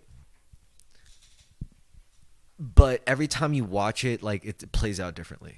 Yeah, that's in the novel Infinite Jest.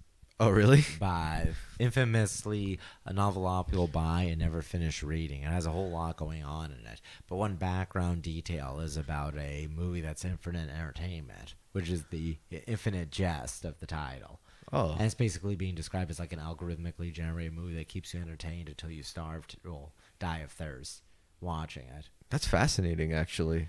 Yeah, but it's only a minor detail, well, one of many details in a book about addiction, about Massachusetts, about the future of America, a lot of cultural trends in America that are very self-referential, navel-gazing, and an excessive insincerity, which is another thing that's been culturally dominant. Something that's different about Lord of the Rings compared to Marvel movies is that Lord of the Rings... No sarcasm. It's devoid of sarcasm. Which is very true, and I really miss sincere movies. Wait. That have jokes that aren't snarking Josh Whedon jokes. Oh, there had to be some level of...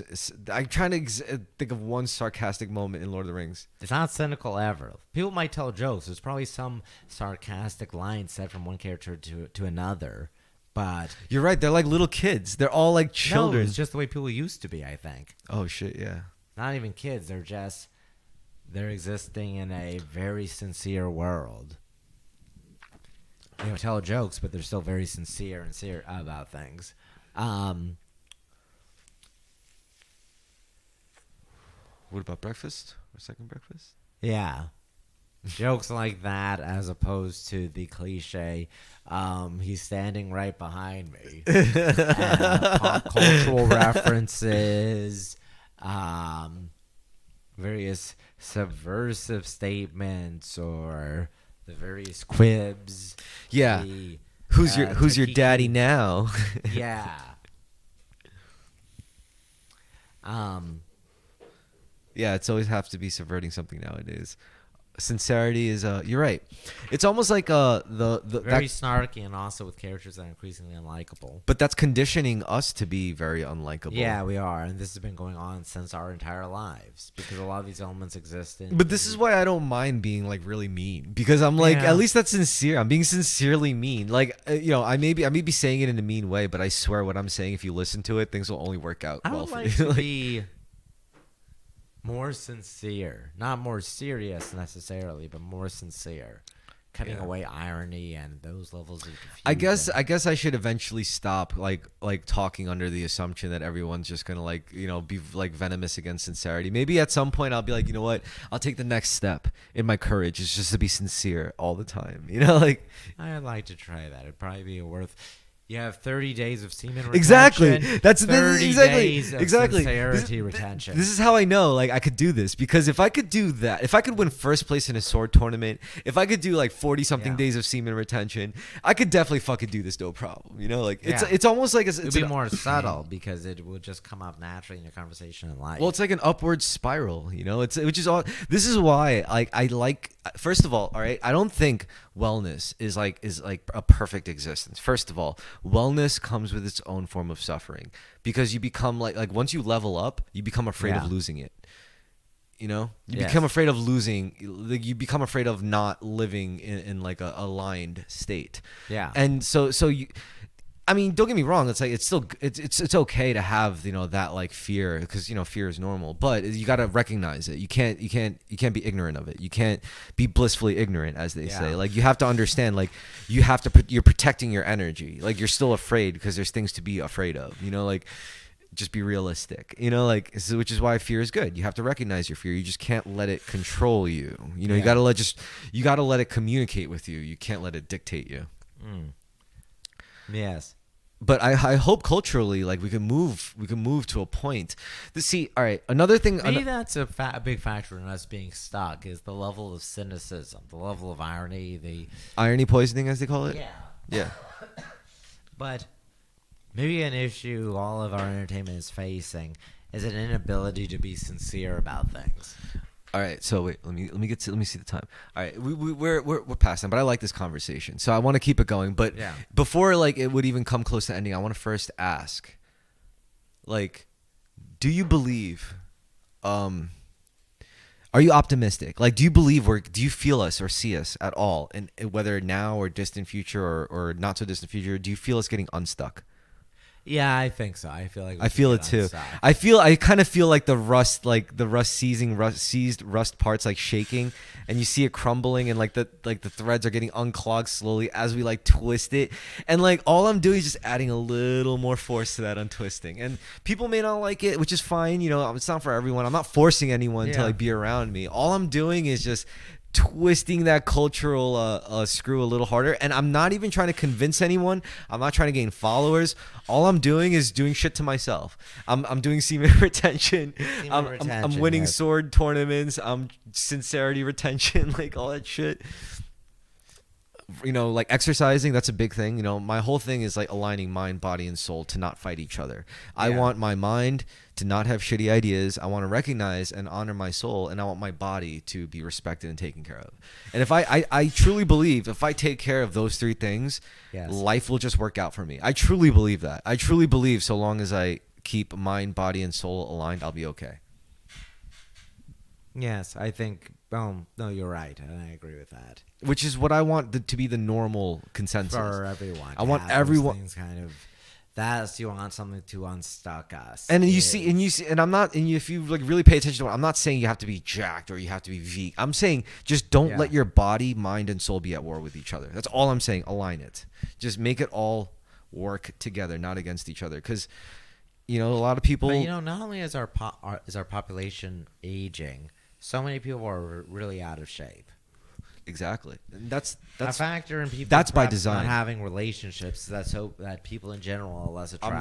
I'm not even gonna open up that up for debate. That is by design, because I told. Did I ever talk to you about like how artificial our food industry, like with our food industry?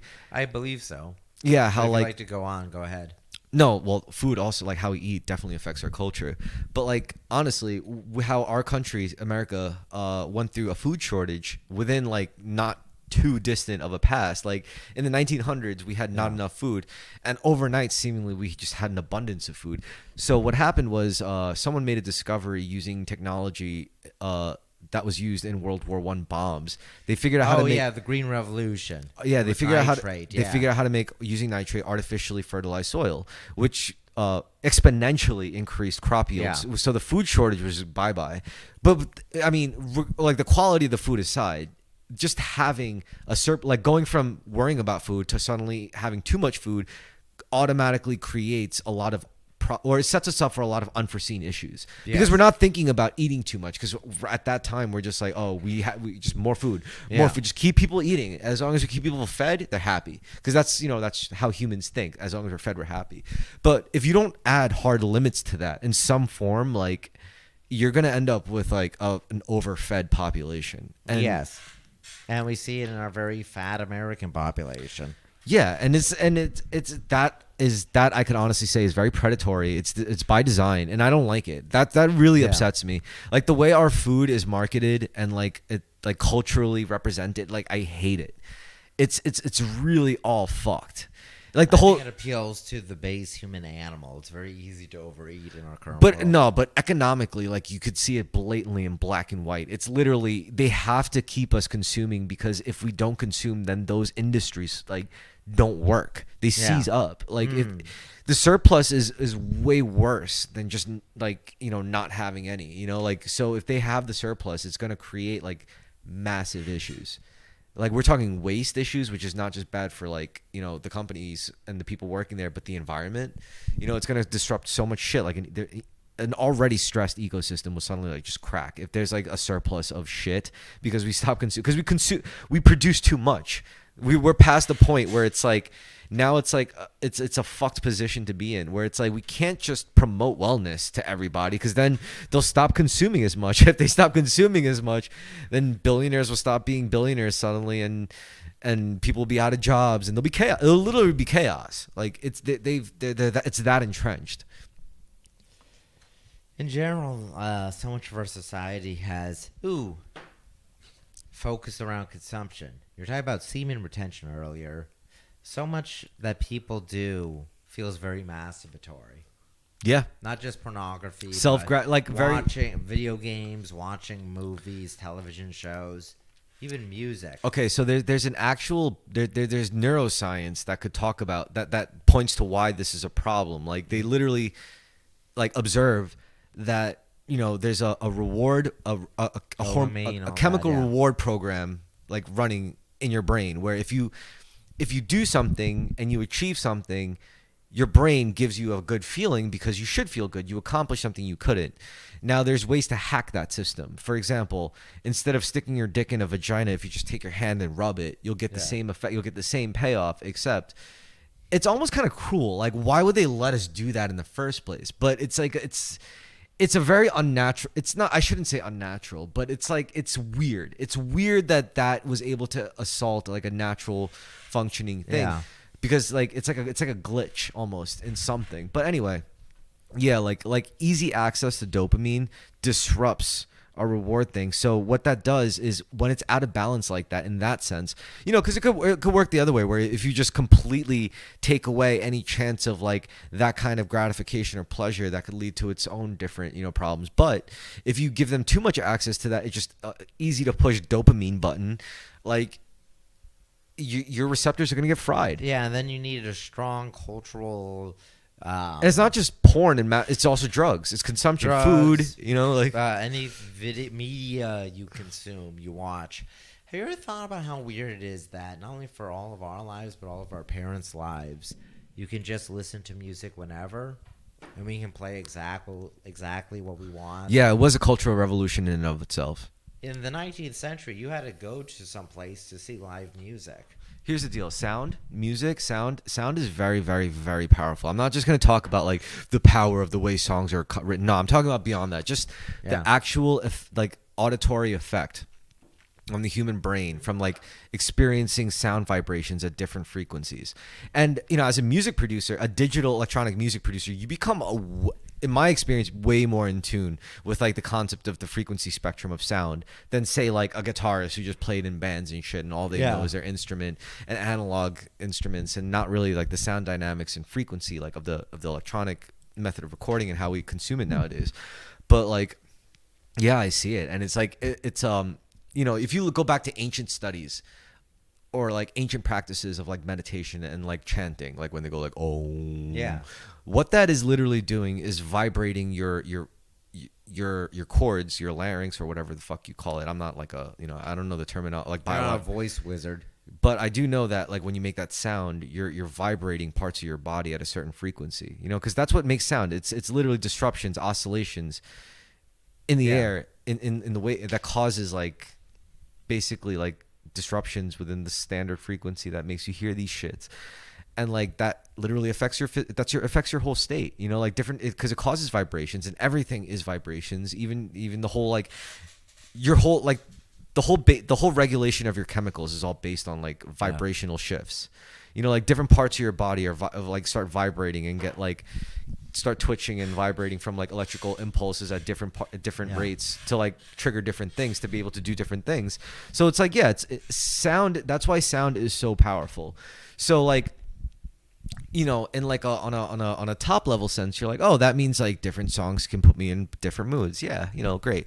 On a deeper level, that could mean like I could create like a whole industry that's perfectly engineered to keep people in a mass low vibrational state so that they could just act as modern pop music, so they could act out in shitty ways and keep themselves in like the lower classes and eating like shit and consuming shit. That's how powerful this is. That's how people are being vibrationally brainwashed by Cardi B into being a fat on top of that, whore. you add shitty fucking Marvel movies and Star Wars movies to visually rape you, with like YouTube ads, between like, dude, it's all. This is why imagine if you went to the movie theaters and they were playing YouTube ads. This is how people get schizophrenic. Yeah, all they got to do is just think, and like you could literally. I think I've said this to you before, but in the 1960s, if someone said that the television and paper ads they were seeing were talking directly to them, they would have been clearly insane.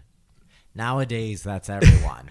We're constantly having targeted ads shot at us. That's so funny. That's fucked up. We all experience a little bit of what it's like to be schizophrenic. Even though we're more rational. Yes, this is why I think schizos are like taking control. Like I think it's a good and bad thing. It's a good thing because schizos are the ones that overturn shit. Like people who are like paranoid, anxious, schizophrenic. Those people. What's wrong? Nothing. Go on. No, I was going to say, it's like paranoid, schizophrenic, anxious people are the ones who notices changes in patterns before anyone else. Because they're wired. Use them as a weather vane. Exactly. A wacky vane. Like a canary in the coal mine. Yeah. Yeah. They're literally the people who are, that's why the CIA loves people like that. They actively employ the paranoid schizotypes because those are the people who are wired to just notice changes in patterns first. But what they do is they train them to manage and regulate their emotions. If you take a paranoid schizoid person and teach them to master their emotional state, you make literally a human weapon. Yeah. That's a very powerful They could person. be released to assassinate targeted individuals. They could just be released to have 3 casual conversations in a Yeah. single room and topple a whole corporation as a result. You know, that's the kind of like caliber of people we're talking, because everything can be like programmed into a mind. That's how flexible our minds are, which is what, like, if people who don't get this are the most susceptible to being manipulated, and the people who do get this are the most powerful people, because they understand that they're ultimately in control of their surroundings, you know, and their environment, which is how they react and how they respond. And if you look at every successful person, like, they'll all talk generally in that metaphysical sense. They'll touch upon it at least. They'll all talk about it. You look at Steve Jobs. He went to fucking India, walked barefoot in Mumbai and shit, and like had his stupid spiritual awakening, right? Yeah. So yeah, but you know, like now, like, you know, reaching enlightenment and Christ consciousness, I think, you know, I talked to my dad about this, and like how, like, I basically said to him, it's like, I think like what Buddha and Jesus Christ touched upon, I think that's no longer supposed to be something like a Messiah goes through. I think that's supposed to be everyone. I think everyone, like, on a collective level is supposed to be like at that point. And my dad was like, you know, it's funny you say that, because if you were to meet Jesus and Buddha, they would say their goal is to make everyone like that, you know, like to be. Yeah. Because that's the idea. It's not a select few that's supposed to be enlightened. It's supposed to be the next phase of humanity. And it was like thousands of years in the making, but this is our destiny. This is what we're supposed to do as a people. It's not just supposed to be a bunch of fucking stupid, smelly wooks or a bunch of billionaires to have spiritual awakenings. No, it's supposed to be all of us. We're all, like, everyone from the mailman to the stay-at-home mom to the fucking, like, high school kid. Everyone is supposed to recognize themselves as, like, spiritual beings. We're supposed to teach this shit in schools, like, and we don't, and it's fucked up. I mean, we'd rather teach, like, Catholicism in our schools before, like... Well, we don't teach that either. Yeah. We teach not much at all. It's really about... I'm just saying, it's ridiculous that we have Catholic schools, Jewish schools, Christian schools, but we don't have, like... Conscious... We have gay schools. Yeah, but public schools. But we don't have fucking conscious, like, you know, raised consciousness school. Like, really? Like, that's fucked, you know? Like, that's not okay. That's like, clearly stupid. And, like, what are they going to do? Laugh at you for this idea? And I'm like, is it any more laughable than the idea of a fucking Jewish school? You know, the Christians start laughing. What about a Christian school? And the Jews start laughing. Exactly. Like, it is that fucking ridiculous. So, well, we don't even really have religious education. We just have our bizarre secular education as it currently stands. That's not true. Those Christian schools. I mean, they exist, yeah, but a lot. The like yeshiva is definitely, dude. The majority of people go to a secular school. Okay. It's declining. Here's the thing about secular society. Yes, a secular society basically run the game now, but what we don't understand is that, like, if you want to know where that uptick in population comes from, whereas everyone you can intellectually connect with is, like, not having kids from your perspective, yeah, you're right.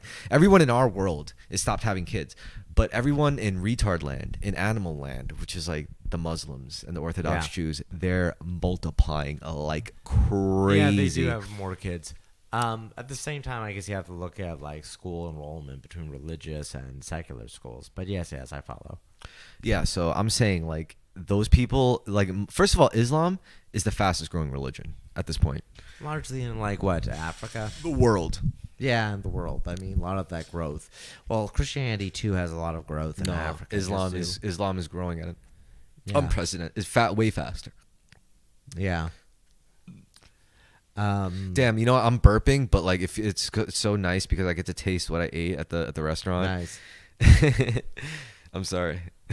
No, it's okay. But yeah, fucking stuck. You know what? All right, I don't know. I probably ran through this. I don't even know if I elaborated on it very well. No. I think we had a great conversation about fucking stuck. It's first of all, it's a nuanced topic. I think so. Yeah. And second of all, it's something that's clearly observable if you just put a little thought into it. You know, like, you're right. You don't sound totally. It's a very observable thing. It also gives you us a lot of things to spitball and go on tangents about. Well, on top of that, it's just something we all have to consider more, you know, because, like, culture is an important thing. It's not our friend, but it's necessary. You know, it's a necessary evil. We got to understand culture is not necessarily good. Yeah. I mean, here's the thing about culture. Culture is a system of control. And like all systems of control, they should only be implemented when necessary. And that's why culture is so important, because it's necessary. And it's necessary because it directly reflects our patterns of behavior. And we have to take control of our patterns of behavior. It's not that we have to control culture and that's going to dictate our patterns of behavior. That's where we fuck up. That's a problem. That's a mental glitch. You know, that's like a false part of the equation. What you should really do is focus on patterns of behavior, and then you will start like manipulating culture or altering culture. Yeah. Now the thing is, it's like people don't want to alter their patterns of behavior because on our current culture, we're told our patterns of behavior are okay no matter what they are. It's the other people that are wrong. It's the system that's wrong. It's how we define it that's wrong. That's the problem. It's almost like postmodernism is that fucked up curse. Yeah. That's like supposed to keep us in a state of like, oh no, we should never change ourselves. It's everything else. And everyone else. Ooh, whoops. No, it's fine. Self-referential, self-navel gazing, masturbatory. That's what you call it. Yeah. Masturbatory, navel gazing, derivative, reductive, redundant. Yeah, it's redundant. And recursive, like a recursive image. And is that not the basis of entropy? Whereas, if you look at like, spirituality and ascension, suddenly entropy becomes like further. It's actually incredible how that works. It's like, all right, so if you do consider a metaphysical reality, suddenly heat death of the universe isn't so big of a deal because you acknowledge a different dimension besides this like three-dimensional observable space. There's other planes of existence. If it's theoretically possible, then probably on some level it's possible, especially if the basis of the theory is directly causal to its existence. Like that's how it's like, okay, we've reached the point where that's akin to godhood. If you're literally able to build dimensions just from conceiving of them, like that's pretty insane.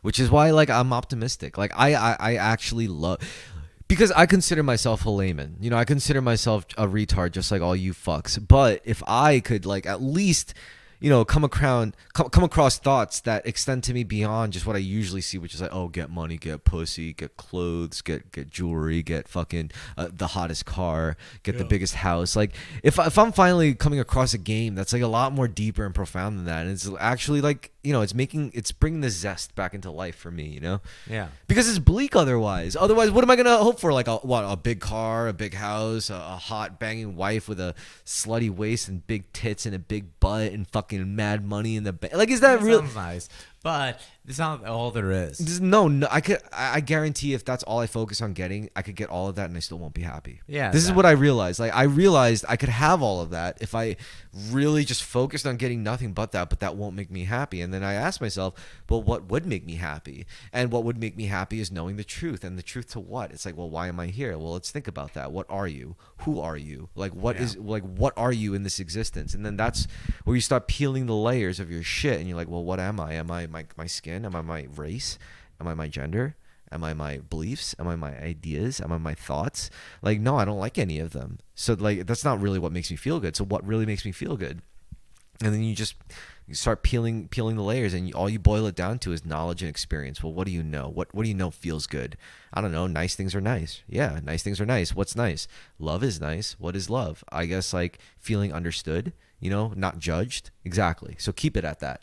Like if you start stripping down shit and you look for the only real virtue, love is the fucking answer.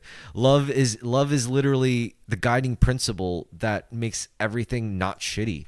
Like and love, I don't mean in the gay like a fucking obsessive or like codependent sense. I mean like love in the purely objective sense. Like I think the essence of love is the willingness to understand without judgment or bias.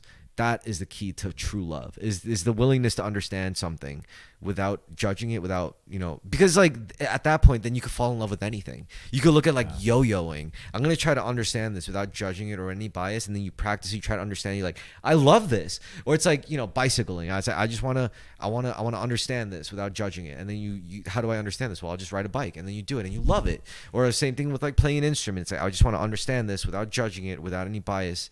How do I do it? Well, you just try it, you play it, and then you're like, oh, I love this.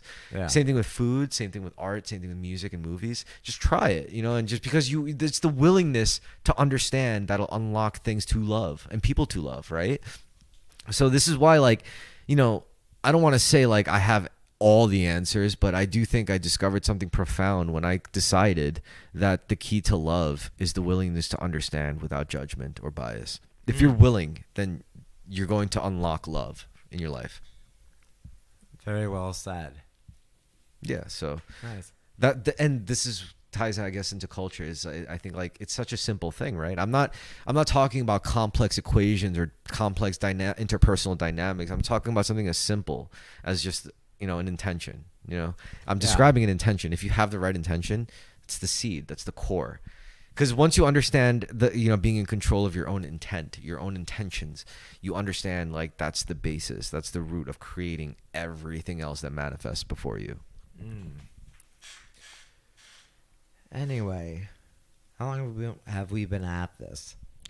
Long enough, I should say. Any closing statements? No, I don't have anything that I want to close with. How about yourself? I feel like I already did a closing statement, bud. I don't know. Closing statements. Let's see. Actually, no. There's one thing I want to cover. All right. So, all right. When it comes to being stuck culture, you feel we're stuck because of our media output. Like the movies are the same.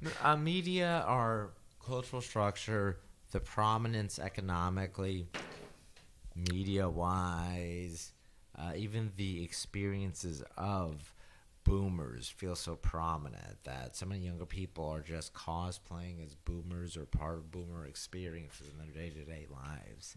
I think we have to. Our entire society is formatted around this one generational block and things of cultural relevance to them.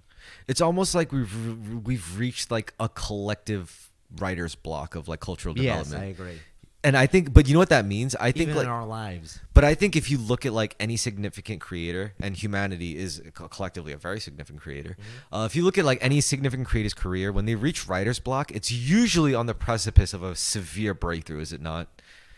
They can. I hope we have one. But because like look at Stephen King or anyone, he'll say like I had a writer's block, but that was like literally like the final threshold.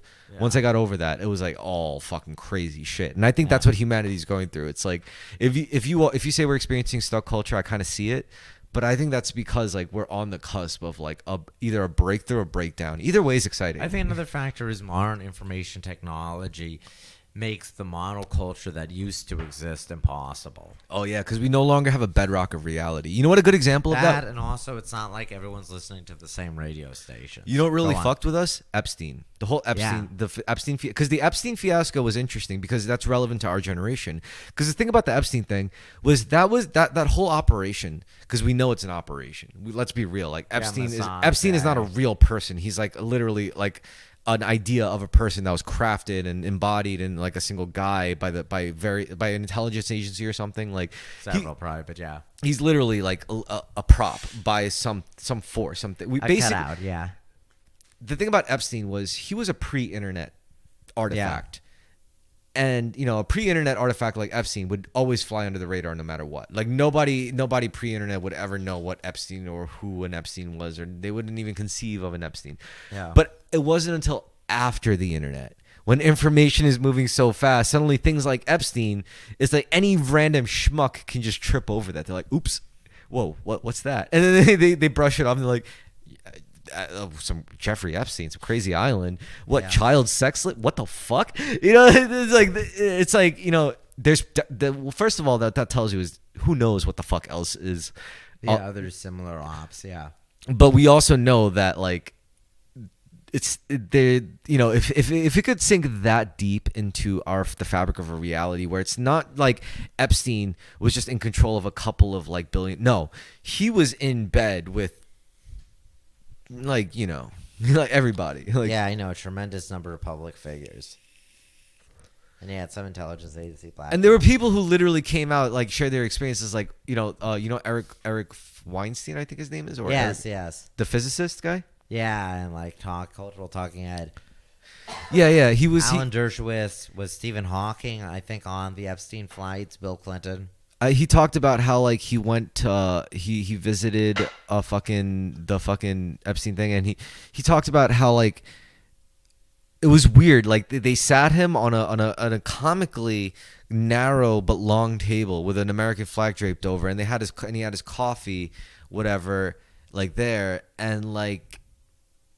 It was almost like they were. It very clearly looked like they could have easily shopped it to where he's like pouring coffee on an American coffin. Yeah. Or it's like like Jeffrey Epstein was sitting in his room. It's like, oh, I was just doing some finances. And then he walks into the room and he's like, well, okay. And then he's sitting down and there's like a little like, hot little girl like bouncing on his leg. And he's like a 14-year-old, a 15. Yeah. And he's like bouncing his legs in a way where the boobs jiggle. And he's like, and it's like almost like daring your eyes to stare at the girl. Yeah. It's like creepy shit like that. Yeah. And like that's like firsthand accounts, and you're like, what the fuck? It tells you like we really don't know what's real. Like, it's like it's how it's something is there, Yeah. Well, everyone knows and nothing changes. And in fact, even something like Epstein just gets subsumed into the Epstein didn't kill himself meme. No, I think no further investigation is done. Yeah, but it's still I think these things leave a lasting impression. They do. And general alienation. But no, but that was a tipping point again. Like now people like now more than ever people no longer have a bedrock of reality to like say like this is it. This is real. This is reality. It's like now it's like I can't say what I used to say in full confidence of what is real in full confidence anymore. Now everyone is experiencing that, Yeah. Now, if anything, what I really see like collective reality as, everyone's trying to exist in their own little bubbles of sanity, And it's once you realize this, you also see that there are people in this world whose literal it's their profession to disrupt those bubbles of sanity. Like it's wild. It's crazy. So yeah, those are my closing thoughts. Nice. Sorry, I'm exhausted at this point, but I no, think it's all good. Conversation, good episode. Yeah, good stuff. Good, thanks for coming on, man. Thank you for having me. Yeah. Anyway, good night, folks. Thanks for joining us for the stimulating, titillating conversation.